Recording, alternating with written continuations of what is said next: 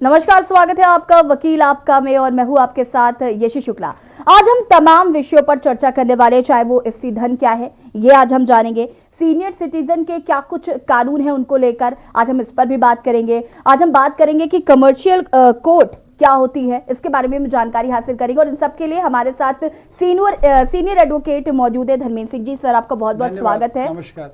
और सबसे पहला सवाल मैं आपसे पूछना चाहती हूँ, स्त्री धन आखिर क्या है? किसी शादीशुदा महिला इसका लाभ कैसे ले सकती है? सर, इस बारे में बात करेंगे, लेकिन उससे पहले हमारे साथ दर्शक जुड़ चुके हैं। शुभम अपना सवाल पूछिए। नमस्कार मैम जी, मेरा सवाल ये है कि विधवा और देवर का दामन थामने पर जो विधवा के बड़े भाई के बच्चे होते हैं देवर के जी, और जी उनका अधिकार आधार कार्ड में नाम भी है। जो बड़े भाई के बच्चे हैं ना, देवर ने दामन थाम ले जिनका, जो विधवा देवर के बैठ जाती है। जी, आप जानना क्या चाहते हैं शुभम? जी, ये जानना है कि मेरे जो चाचा है ना, उनका नाम मेरे आधार कार्ड में है और मेरे डैडी के मरने के बाद मेरी मम्मी चाचा के बैठ गई थी। दामन थाम जाते, यानी कि हमारी मम्मी का चाचा नहीं, देवर विधवा का रिश्ता जो है वो, जो उसके जरिए हमारे आधार कार्ड में चाचा के नाम आ गए थे फादर की जगह। जी में सब हम राशन कार्ड में शुभम, आपकी आवाज स्पष्ट नहीं हो पा रही है, आपका सवाल ठीक से पूछिए जरा। मैम, मैं पूछना चाह रहा हूँ कि भतीजों चाचा की प्रॉपर्टी में भतीजों का हक होता है, तब उनकी मम्मी चाचा रखता है। उनके पापा के मर जाने के बाद दो भाई जो होते हैं, जी जी, बड़ा भाई मर जाता है जी, वो जो छोटा भाई रह जाता है, जो उसकी विधवा पत्नी है वो उसके साथ रहती है फिर जी। और जो 2-3 बच्चे भी हो तो विधवा के बच्चों का और देवर की संपत्ति पे क्या अधिकार है? देखिए, हिंदू सक्सेशन एक्ट में जो प्रोविजंस हैं उसके अकॉर्डिंग किसी भी महिला ने किसी के साथ में विवाह कर लिया और उनसे जो उनके बच्चे हुए उनको लीगल हेयर के रूप में एक्सेप्ट किया जाता है, यानी उनको उत्तराधिकारी के रूप में मान्यता दी जाती है। आपका जो प्रश्न है वो प्रश्न ये है कि बड़े भाई के निधन होने पर उनकी वाइफ छोटे भाई के साथ विवाहित हो जाती हैं और उनके पहले के जो बच्चे हैं उन बच्चों का अधिकार वैधानिक रूप से संपत्ति पर क्या होगा? तो यदि वो बच्चे चाचा के साथ में उनकी जो मदर है उनका विवाह हो जाता है तो वो बच्चे लीगल हेयर हैं, यानी वैधानिक कानूनन अधिकार है उनको अपने पिता की संपत्ति पर भी और अपने चाचा के संपत्ति पर भी, क्योंकि उन बच्चों की माँ ने अपने देवर के साथ में वैधानिक विवाह किया है। ऑनरेबल सुप्रीम कोर्ट की जो गाइडलाइंस है बहुत ही क्लियर हैं कि बच्चे उनके जो भी माता पिता हैं उनके लीगल हेयर के रूप में उनकी एक्सेप्टेंस होगी और उनके लीगल राइट प्रिजर्व किए जाएंगे। तो आपकी मदर का यदि आपके चाचा के साथ में विवाह हुआ है तो आप अपने पिताजी के, यानी जो पहले पिताजी जिनका निधन हो गया उनकी संपत्ति और आपके चाचा की संपत्ति, उस पर अपने को आप क्लेम कर सकते हैं। शुभम, कॉल करने के लिए आपका बहुत बहुत धन्यवाद। बढ़ेंगे सवाल, और उससे पहले हमारे साथ गीता उन्नाव से जुड़ चुकी है, अपना सवाल करिए। गीता जी, आपको आवाज आ रही है?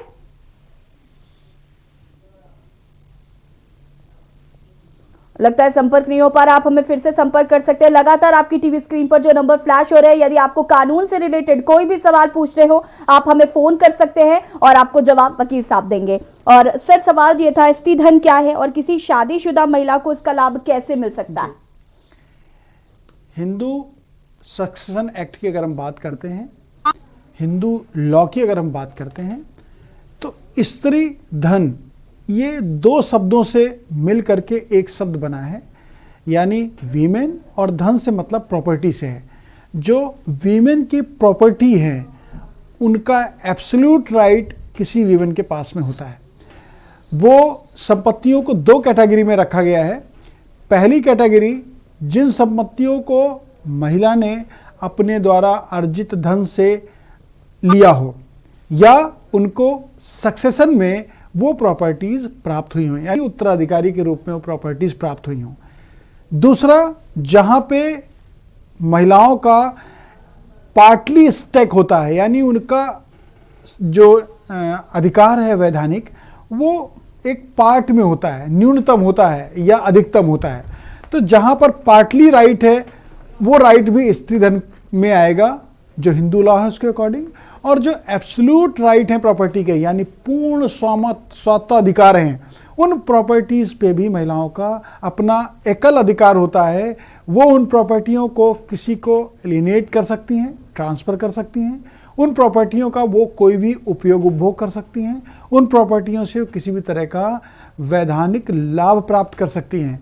जो प्रोविजंस हैं सक्सेशन एक्ट में सेक्शन 14 और 15 में, उसके अकॉर्डिंग जो भी धन किसी महिला द्वारा विवाह के समय, विवाह के बाद अर्जित किया गया है, उसका एकल स्वामित्व महिला के पास होता है, वो स्त्री धन के रूप में स्वीकार किया जाता है।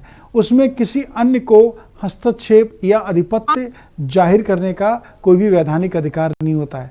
मैं और सरल भाषा में इसको बताना चाहूँगा, स्त्री धन क्या होता है। कोई भी महिला का विवाह होने जा रहा है, विवाह से पहले उसके माता पिता द्वारा या उसके रिश्ते नाते द्वारा उसको कुछ गिफ्ट दिया गया। वो गिफ्ट ऑर्नामेंट भी हो सकते हैं, वो गिफ्ट इमूवेबल प्रॉपर्टीज़ भी हो सकती हैं, वो गिफ्ट मनी के रूप में हो सकती है। वो जो गिफ्ट है, वो गिफ्ट उस महिला का एकल स्वामित्व सिद्ध करता है। शादी होने पर उसको ससुराल पक्ष से कुछ चीज़ें प्राप्त होती हैं, चाहे ऑर्नामेंट के रूप में हो, चाहे वो प्रॉपर्टी के रूप में हो, चाहे मनी के रूप में हो, किसी भी तरीके कोई गिफ्ट यदि उसको शादी के समय प्राप्त होता है, तो शादी के पूर्व का जो उसका अपना धन है और शादी के समय जो उसका अपना धन है, या शादी के बाद उसने कोई व्यक्तिगत अर्निंग की है अपनी, तो ये सारा स्त्री धन के क्राइटेरिया के अंतर्गत आता है। जो हिंदू लॉ है उसे बहुत ही क्लियरली डिफाइन किया गया है कि स्त्री धन स्त्री का अपना एकल आधिपत्य वाला धन है, जिसमें किसी को कोई भी हस्तक्षेप करने का अधिकार नहीं है। वो अपनी संपत्ति का उपभोग करते हुए हस्तांतरण की वैधानिक कार्रवाई भी कर सकती हैं और उसका लाभ ले सकती हैं। जी, स्त्री धन क्या होता है ये तो आपने जान लिया, और ये भी जान लिया कि आपकी किन किन संपत्तियों पर स्त्री का हक है। और हमारे साथ इसी बीच गीता जुड़ चुकी है। गीता, अपना प्रश्न करिए।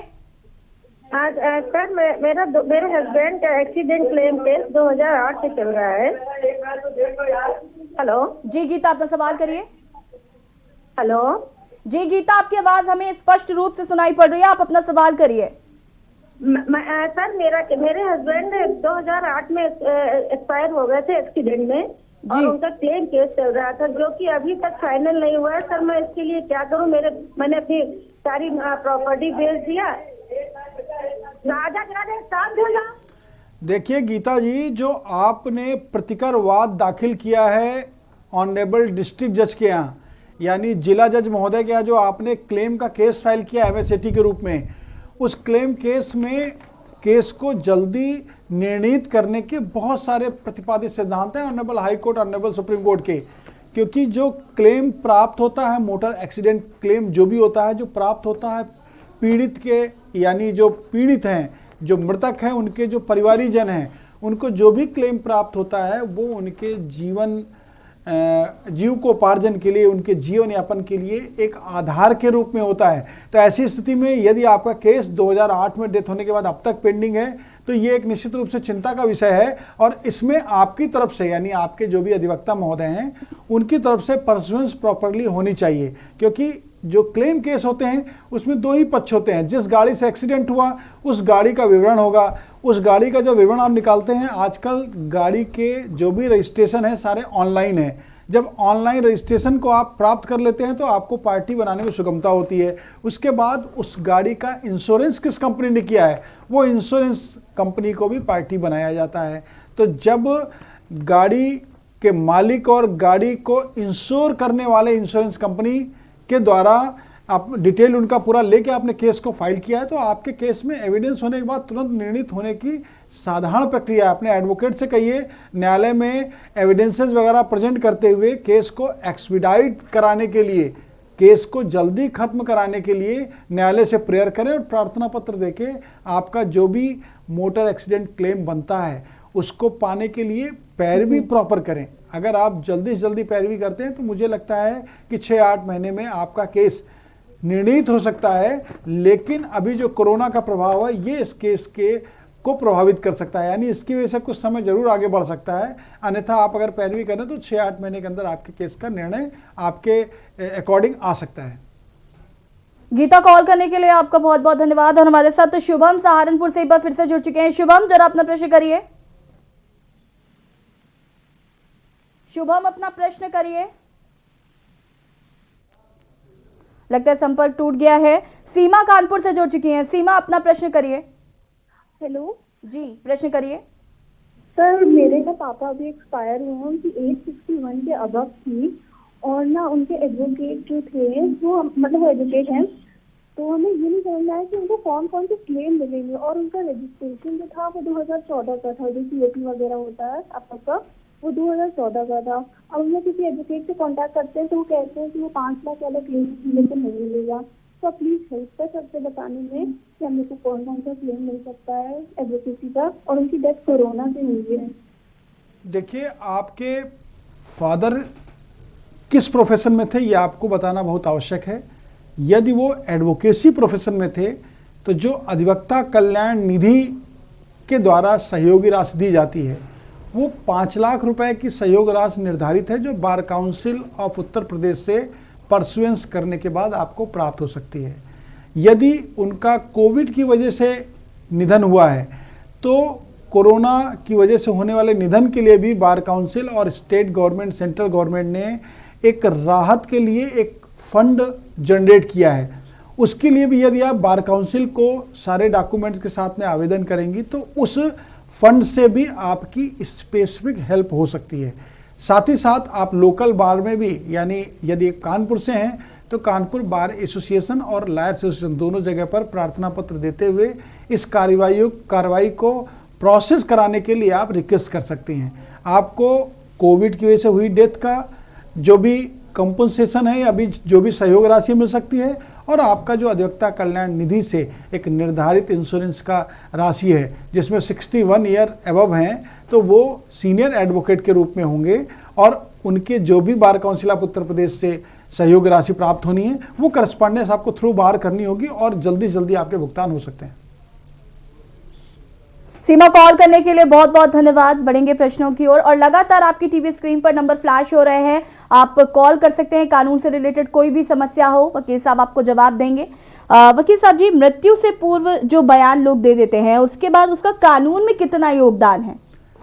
प्रश्न आपका बहुत अच्छा है। देखिए, चाहे सिविल प्रोसेस हो चाहे क्रिमिनल प्रोसेस हो, किसी भी घटना के लिए जब कोई क्रिमिनल प्रोसेस अडॉप्ट किया जाता है, यानी CRPC के अंतर्गत न्यायालय के समक्ष किसी भी मुकदमे का विचारण होता है, तो उस विचारण में एविडेंस यानी साक्ष्य का अहम महत्व होता है। साक्ष्य के आधार पे ही किसी केस का निर्णय होना संभाव्य होता है जी।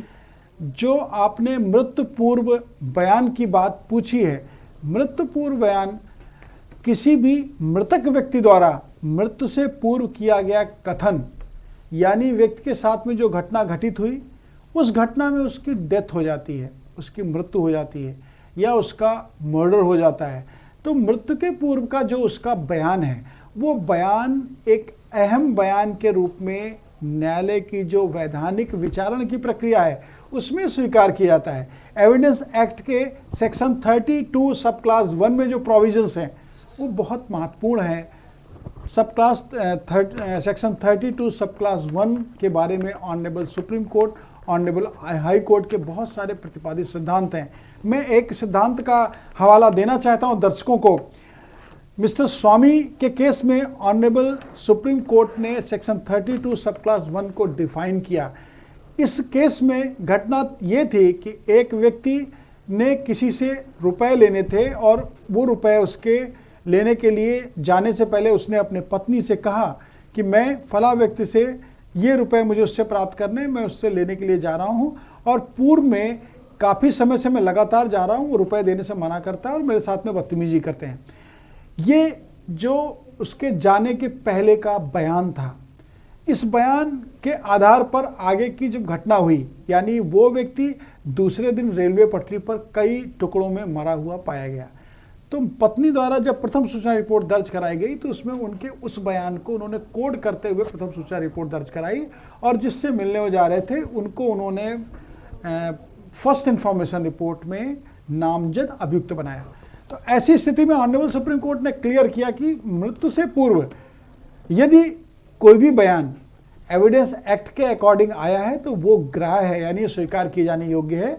और जो केस की परिस्थितियां हैं, सर्कमस्टेंशियल एविडेंसेस हैं इस केस में, उसके अकॉर्डिंग जिससे वो मिलने जा रहे थे और उसके बाद उनके साथ घटना हो जाती है, तो ये केस को प्रूफ करने का एक पर्याप्त आधार है। और ऐसी स्थिति में उसको जो भी सजा दी गई है सेशन कोर्ट से, उस सजा की पुष्टि कर दी ऑनरेबल सुप्रीम कोर्ट ने।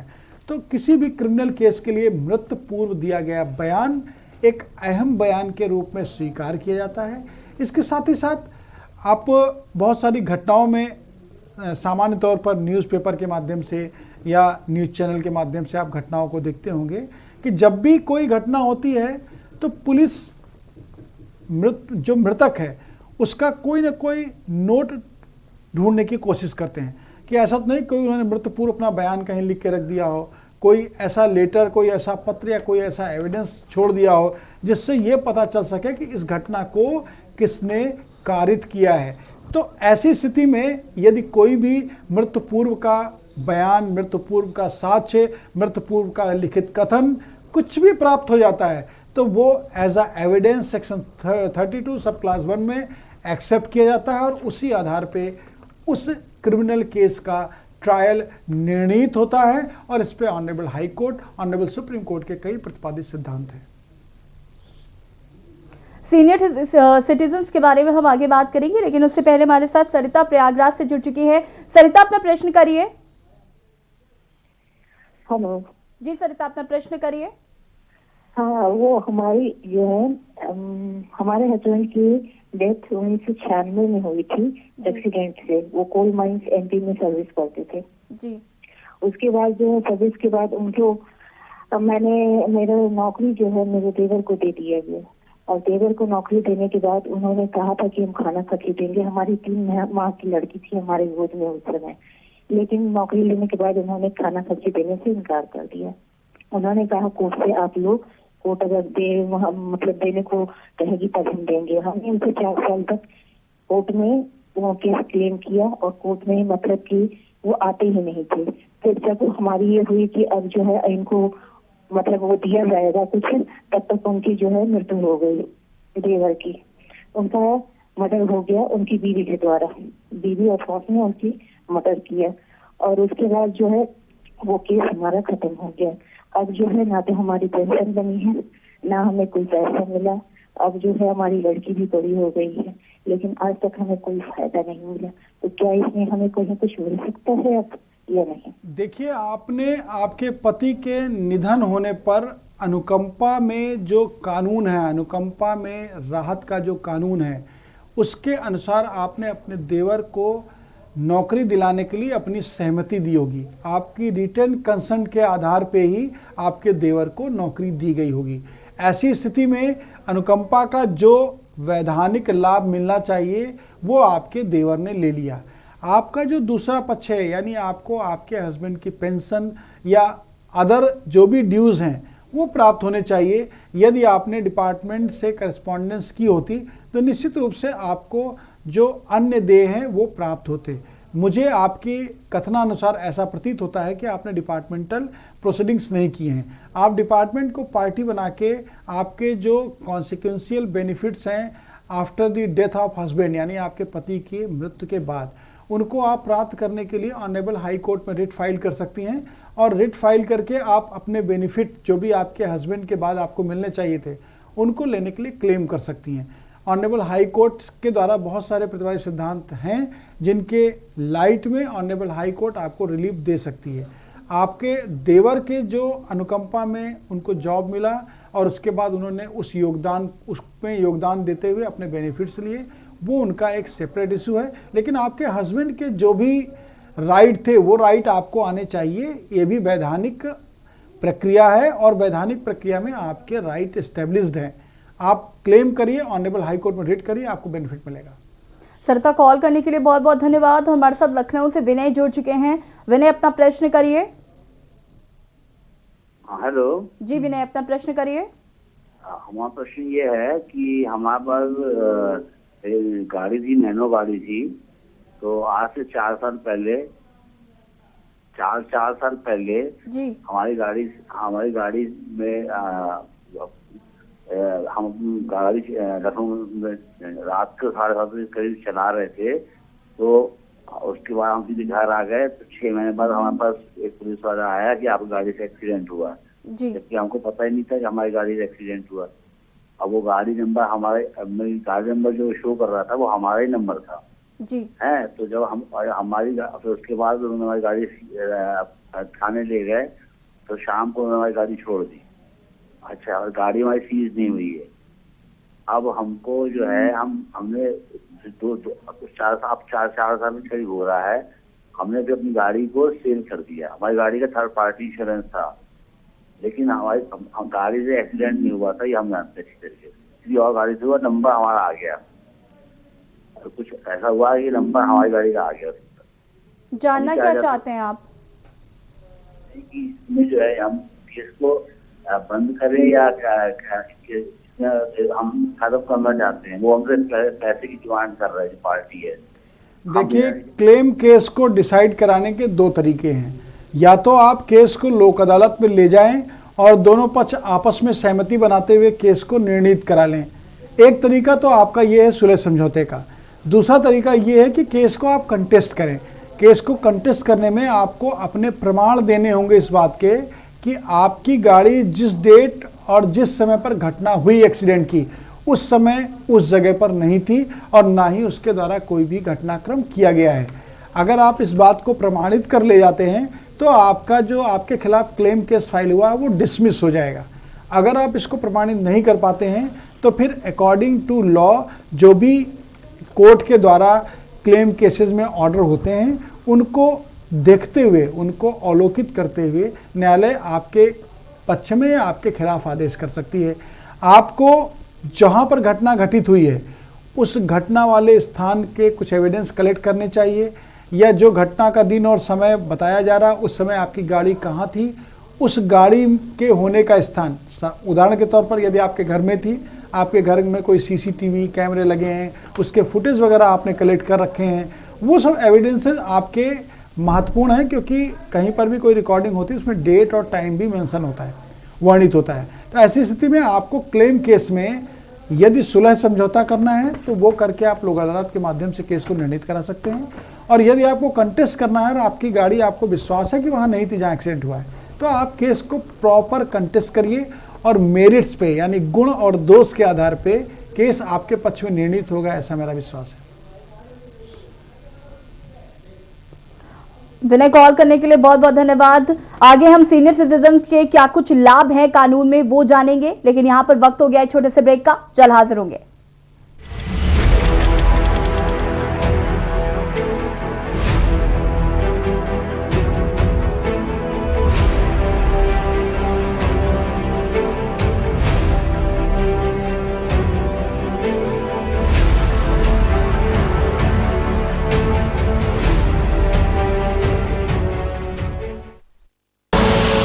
आप देख रहे हैं के न्यूज, खबरों का सारथी। मस्त है, बड़े मस्त है, टेस्ट में भी लज्जत है। बावर्ची की सोया बड़ी, बावर्ची न्यूट्री सोया बड़ी, और टेस्ट में बड़े मस्त है। GGS Education Group launches 20% discount on academic fee of courses MBA, BBA, BCA, BFSI and GM, D Pharma, B Pharma.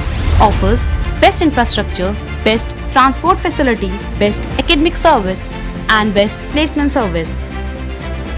Register today to avail 20% discount. Call 9971 496 497 or visit the campus Kanpur Lucknow Highway near Unnao. GGS Education Group. खुदी को आजमाया है तो ये अंदाज आया है, खुदी को आजमाया है तो ये अंदाज आया है। तुम में भी मैं हूं, शुद्ध प्लस पान मसाला। कोरोना संकट काल में के न्यूज इंडिया की देशवासियों से अपील है कि हम जाति धर्म को भूलकर कोरोना को हराने में एक साथ खड़े हों। जरूरतमंदों की मदद करें। कोरोना के खिलाफ जंग में हम अपना योगदान दें। हम सब मिलकर लड़ेंगे और मिलकर जीतेंगे। आप देख रहे हैं के न्यूज, खबरों का सारथी।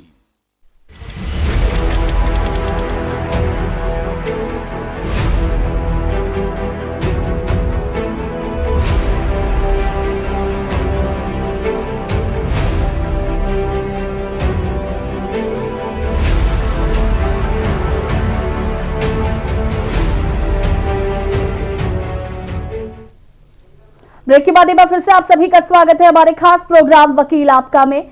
धर्मेंद्र जी, बढ़ेंगे आगे। सीनियर सिटीजन की हम अगर बात करें, सीनियर सिटीजन को क्या लाभ मिल सकता है कानून के द्वारा?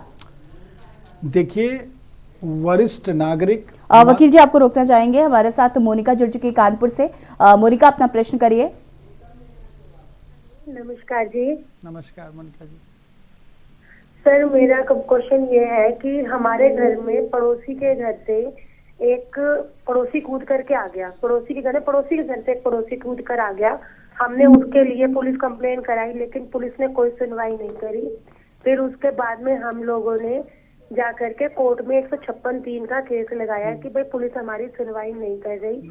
परंतु उसके बाद भी अब वो बंदा कहता, हम चाहते नहीं अब उससे लड़ना। सर, हम चाहते अपने परिवार में रहें कि अपने परिवार में रहें, परंतु हम चाहते नहीं लड़ना। पर अब वो कहता है कि अगर तुमने मेरा नाम इस तरह से लगाया है, मैं तुम्हारे ऊपर मानहानि का केस करूंगा।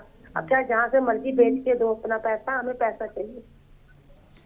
देखिए मोनिका जी, डिफेमेशन का सूट फाइल करना आसान है, लेकिन उसको अपने फेवर में निर्णित कराना, डिसाइड कराना उतना ही टफ है। उनकी मानहानि किस प्रकार से और कितनी हुई है, इसको सिद्ध करना संभाव्य नहीं होता है। मानहानि के मैक्सिमम केसेस डिसमिस हो जाते हैं लास्ट तक जाते जाते। तो ऐसी स्थिति में अगर वो आपको इस कथन के साथ डराने का कार्य कर रहे हैं, तो उनकी इस किसी बात को आप भय में मत आइए और ना ही डरिए। दूसरी इंपॉर्टेंट बात यह है, ये आपके घर में यदि उनका कोई रॉन्ग इंटेंशन था, इलीगल इंटेंशन था आपके घर में कूद के आकर कोई अपराध करने का, तो निश्चित रूप से आपने उसका अपराध की पूरी घटनाक्रम पुलिस को, एसएसपी को रजिस्टर्ड डाक से प्रेषित करते हुए लिखी होगी, और वही घटनाक्रम आपने 156(3) सीआरपीसी का जो प्रार्थना पत्र दिया न्यायालय में, उसमें भी लिखा होगा। तो ऐसी स्थिति में कोर्ट का अपना डिसीजन है। कोर्ट अगर घटना के बारे में जांच कराना चाहेगी तो 156(3) के प्रार्थना पत्र को अलाउ करेगी और पुलिस के द्वारा इन्वेस्टिगेशन कराएगी। यदि कोर्ट नहीं चाहेगी तो आपका 156 सब क्लास 3 के प्रार्थना पत्र को रिजेक्ट कर सकती है। तो आप कोर्ट पर जो भी आपने अब तो प्रस्तुत कर दिया ना प्रार्थना पत्र, तो कोर्ट के निर्णय के आने का इंतजार करिए।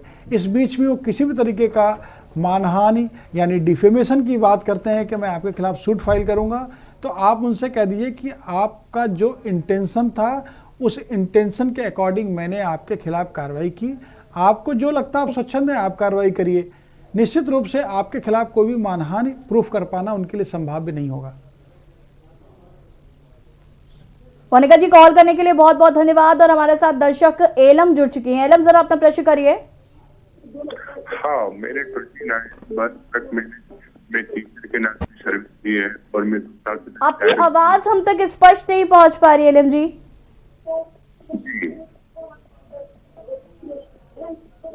जी, अपना प्रश्न करिए।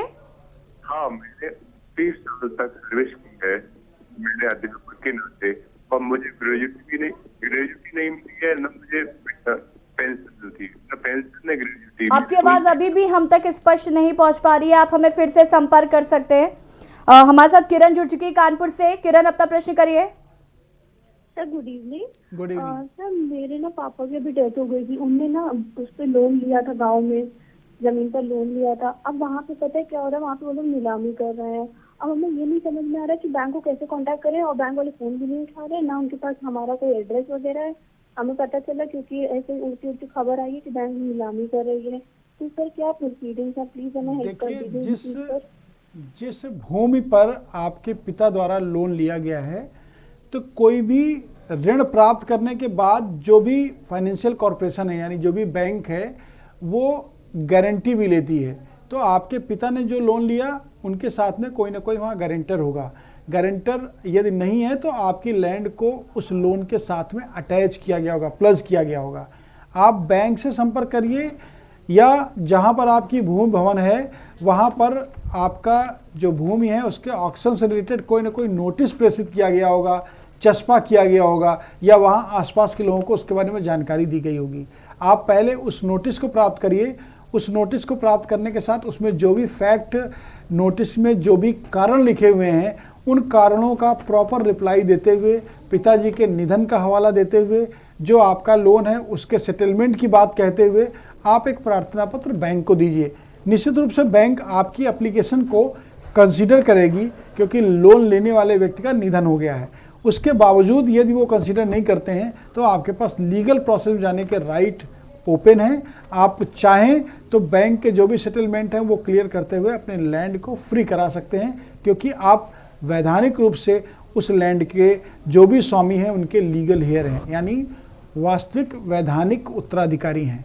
आप लीगल प्रोसेस में जा सकते हैं, लेकिन उससे पहले आपके लिए सुगम रास्ता ये है कि बैंक के जो भी ड्यूज़ हैं उसके लिए बैंक से आपको संपर्क करना चाहिए और जो गारंटर है उनके माध्यम से बैंक में प्रार्थना पत्र देना चाहिए।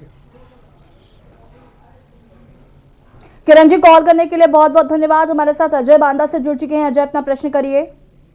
वकील साहब, मेरा सवाल आपसे ये है कि मेरे घर के सामने इलीगल तरीके से लोगों ने पार्किंग बना रखी, बगल वाली शॉप से दुकान लोग सामान लेते हैं और मेरे घर के दरवाजे के सामने 50 गाड़ियां खड़ी रहती हैं।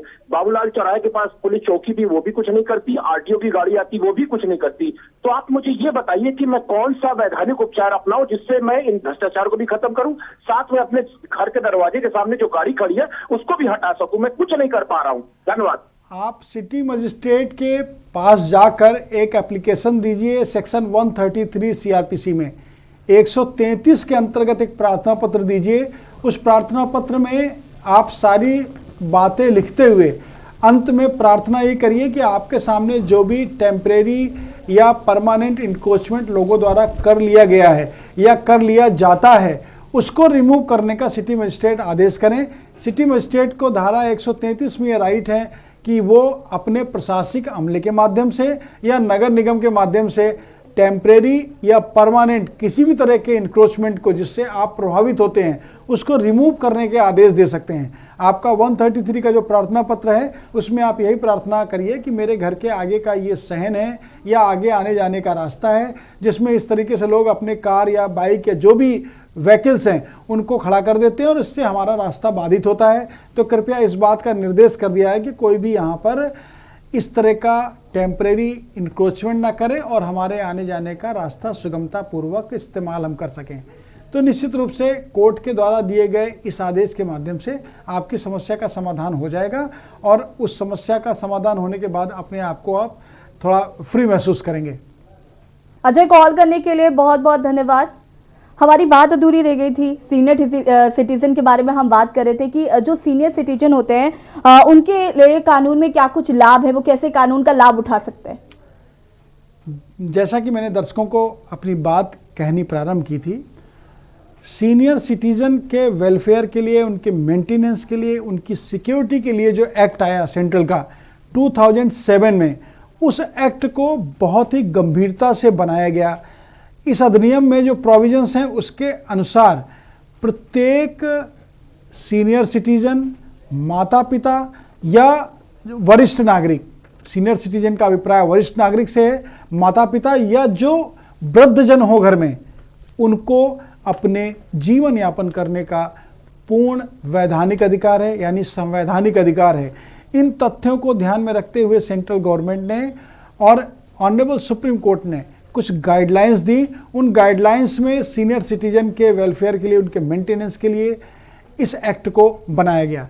जो एक्ट है उसमें जो प्रोविजंस हैं, उन प्रोविजंस में सेक्शन 2 में ये डिफाइन किया गया है कि कौन एक्ट का बेनिफिट ले सकता है या उनके सक्सेसर को क्या क्या करने के अधिकार हैं। उस एक्ट में कुछ सेक्शन बहुत ही महत्वपूर्ण हैं। अगर हम सेक्शन 7 की बात करते हैं तो सेक्शन 7 में जो तहसील के एसडीएम हैं उनके समक्ष कोई भी प्रभावित पक्ष यानी कोई भी वरिष्ठ नागरिक या कोई भी माता पिता या कोई भी वृद्धजन, क्योंकि सामान्य तौर पर हर व्यक्ति का अपने जीवन चक्र का एक काल होता है। बचपना होता है, फिर यंग एज आती है, फिर ओल्ड एज आती है, तो निश्चित रूप से सबको उस एक चक्र से गुजरना होता है।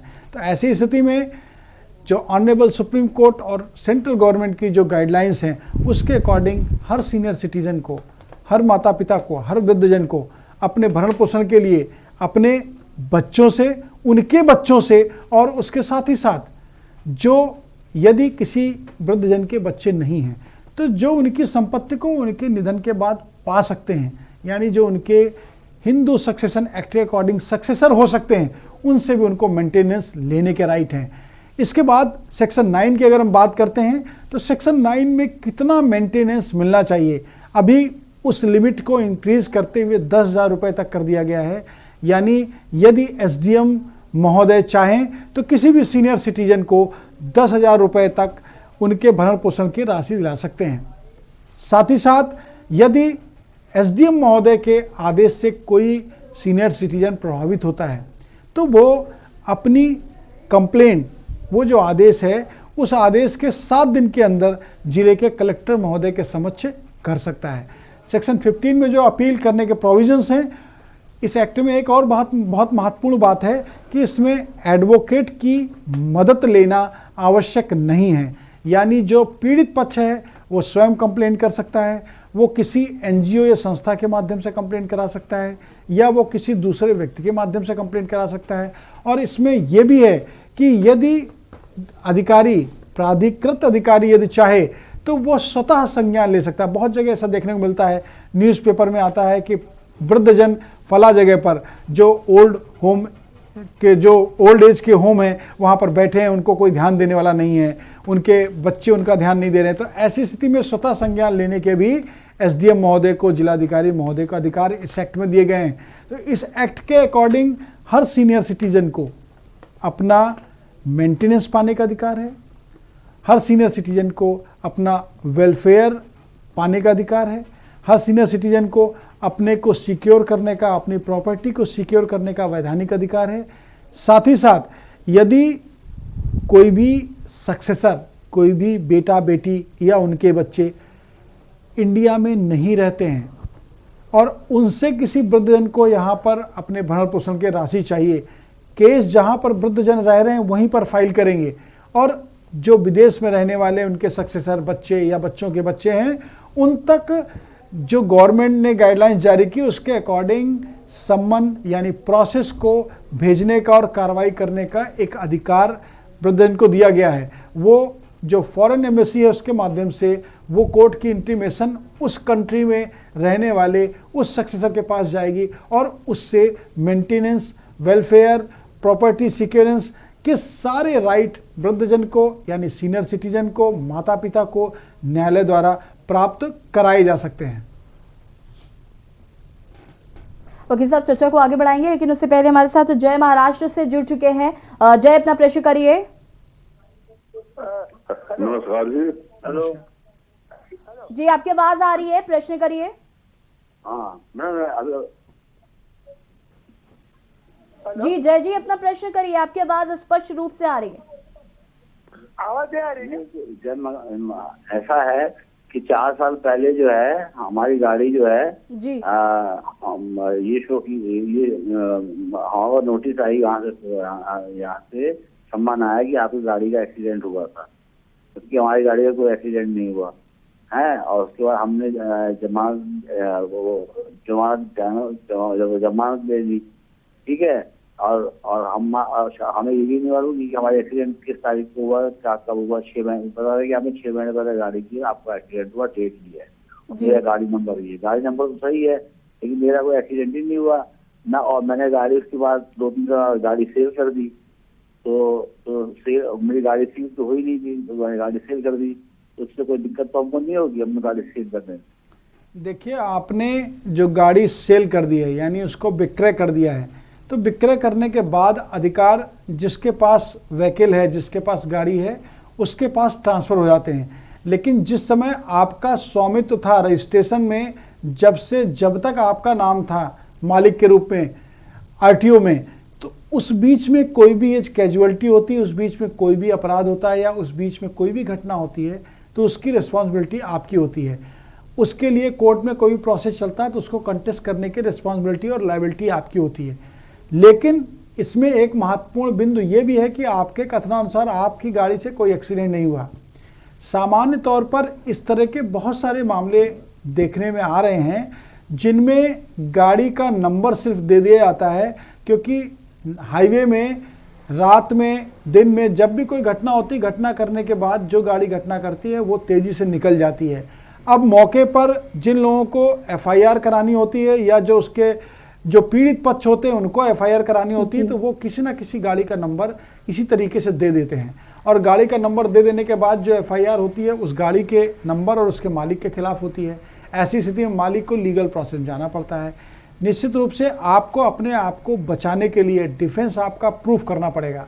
आपको ये सिद्ध करना पड़ेगा कि आपकी गाड़ी जिस तारीख और जिस समय पर घटना घटित हुई यानी एक्सीडेंट हुआ, उस समय पर आप और आपकी गाड़ी घटना स्थल पर नहीं थी, यानी ऑकरेंस जो हुआ वो आपके गाड़ी से नहीं हुआ है।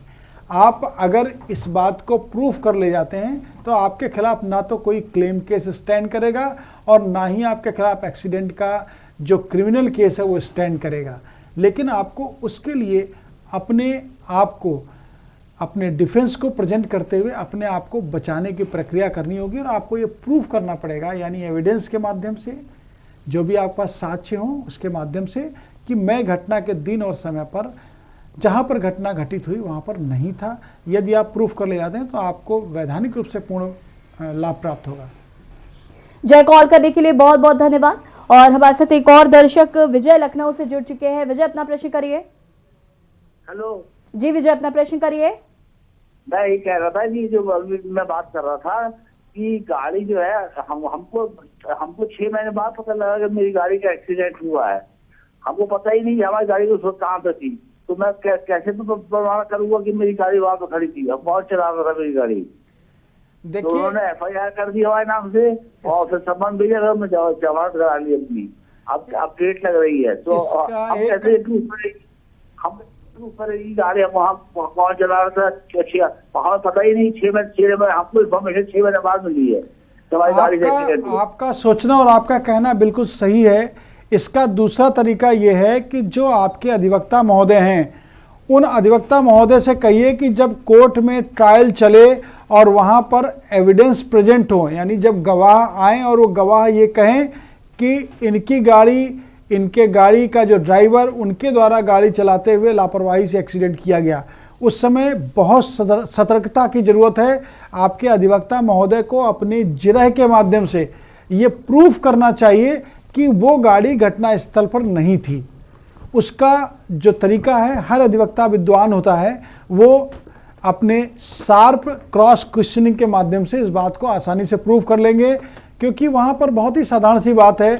जो गवाही देने न्यायालय के समक्ष आ रहा है, उसको ये मालूम नहीं हुआ गाड़ी का किस कलर का, गाड़ी का क्या कौन सी गाड़ी थी, गाड़ी किस तरफ से आ रही थी, गाड़ी उत्तर में थी या दक्षिण में थी, गाड़ी बाएं थी या दाएं थी, गाड़ी से एक्सीडेंट हुआ तो कितना डिस्टेंस था, लापरवाही से कौन जा रहा था। इस तरह के जब क्वेश्चंस होंगे ना, ये क्रॉस क्वेश्चनिंग में झूठ बोलने वाला व्यक्ति झूठ ही बोलता है। और अगर किसी ने फेक एफआईआर आपके खिलाफ दर्ज कराई है तो निश्चित रूप से वो उस क्रॉस क्वेश्चनिंग में कहीं ना कहीं फंसेंगे और फंसने के बाद फिर वो जो आपके फेवर का डिफेंस निकल के आएगा, वो डिफेंस आपको केस से बाइज्जत बरी करा देगा। तब तक यदि आपके पास कोई एविडेंस नहीं है तो आपको इंतजार करना चाहिए क्रॉस एग्जामिनेशन के आने का। विजय जी, कॉल करने के लिए बहुत बहुत धन्यवाद। और हमारे साथ भीम हरियाणा से जुड़ चुके हैं। भीम, अपना प्रश्न करिए। भीम, अपना प्रश्न करिए। लगता है संपर्क टूट गया है। आप हमें फिर से संपर्क कर सकते हैं। लगातार आपकी टीवी स्क्रीन पर नंबर फ्लैश हो रहे हैं और कानून से रिलेटेड यदि आपके कोई भी सवाल है तो आप हमसे पूछ सकते हैं। हम बात सीनियर सिटीजन की कर रहे थे वकील साहब जी। सीनियर सिटीजन को अगर प्रताड़ना मिलती है तो वो कहां पर शिकायत दर्ज करा सकता है? जो अधिनियम में प्रोविजंस हैं उसके अकॉर्डिंग कोई भी पीड़ित व्यक्ति, सीनियर सिटीजन हो या मदर हो या फादर हो या उनके ओल्ड पेरेंट्स हों, कोई भी पीड़ित व्यक्ति है तो उसको अपनी शिकायत दर्ज कराने के लिए तहसील स्तर पर जो एसडीएम की न्यायालय है वो एक ट्रिब्यूनल बनाया गया है अकॉर्डिंग टू एक्ट, जिसमें उनको अपनी शिकायत को दर्ज कराने के वैधानिक अधिकार हैं। शिकायत वो स्वयं लिखित प्रार्थना पत्र के माध्यम से दे सकते हैं और जिससे वो प्रभावित हैं, यानी जिसके खिलाफ जिनसे एग्रीड में जिसके खिलाफ उनको रिलीफ चाहिए, उनको उसको द्वितीय पक्ष के रूप में पक्षकार बनाना पड़ेगा, क्योंकि एसडीएम महोदय दूसरे पक्ष को नोटिस देके अपने पास बुलाकर जो भी आपसी सहमति से या कानूनी तरीके से निर्णय हो सकता है वो करेंगे।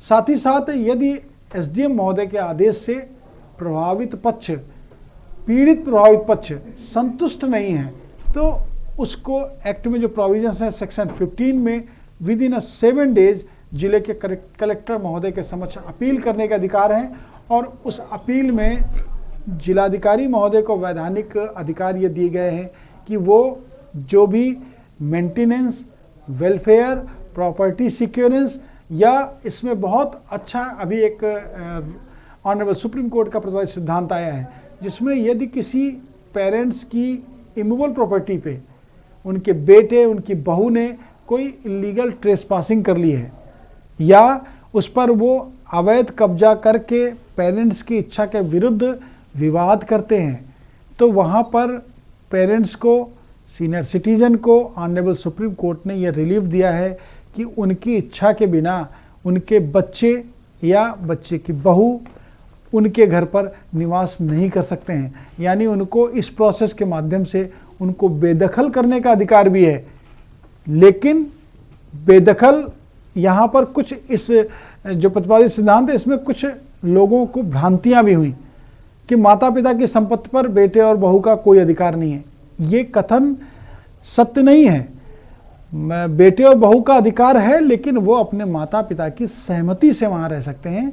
उनको सहमत करके, उनको उनकी सेवा करके, उनकी देखभाल करके, उनका भरण पोषण करके उनके साथ रह सकते हैं।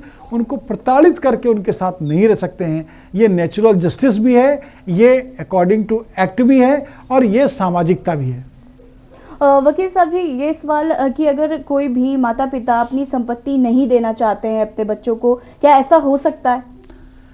जो हिंदू सक्सेशन एक्ट है, जो हिंदू लॉ है और उसके बाद जो प्रोविजंस हैं, जो प्रतिपादित सिद्धांत हैं, उसके अकॉर्डिंग किसी माता पिता द्वारा कोई भी संपत्ति अपने द्वारा अर्जित धन से क्रय की गई है जी, जिसका एब्सोल्यूट ऑनरशिप उनके पास है, तो उनको ये वैधानिक अधिकार है कि वो उस संपत्ति का एकल स्वामित्व उपयोग उपभोग करते हुए यदि उचित समझे तो अपने बच्चों को दें और उचित न समझें तो वो किसी अन्य को भी ट्रांसफ़र कर सकते हैं। इसमें उनके पुत्र को या पुत्री को हस्तक्षेप करने का अधिकार नहीं है। लेकिन अगर हम हिंदू सक्सेशन एक्ट की बात करते हैं तो उसमें पुत्र और पुत्री के जो बच्चे हैं उनको अपने दादा दादी की संपत्ति पर राइट क्लेम करने के अधिकार हैं। तो पुत्र और पुत्री या पुत्र की पुत्रवधू ये लोग अगर प्रॉपर्टी में हस्तक्षेप करते हैं बिना सहमति के तो वो वैधानिक रूप से स्वीकार योग्य नहीं है और ऐसी स्थिति में माता और पिता की जो संपत्ति है उस संपत्ति का एकल स्वामित्व का वो उपयोग उपभोग करते हुए अपने व्यक्तिगत इस्तेमाल के लिए उसका हस्तांतरण किसी अन्य के पक्ष में कर सकते हैं। उम्मीद है आप सभी को वकील आपका का आज का प्रोग्राम बहुत अच्छा लगा होगा, क्योंकि जिस तरीके से वकील साहब ने सीनियर सिटीजन्स को लेकर क्या कुछ कानून है ये बताया, स्त्रीधन क्या होता है ये बताया, बहुत सारी तमाम महत्वपूर्ण जानकारी दी। धर्मेंद्र जी आपका बहुत बहुत धन्यवाद महत्वपूर्ण जानकारी देने के लिए हमारे दर्शकों को। फिलहाल वकील आपका में इतना ही। देखते रहिए के न्यूज़ इंडिया। नमस्कार।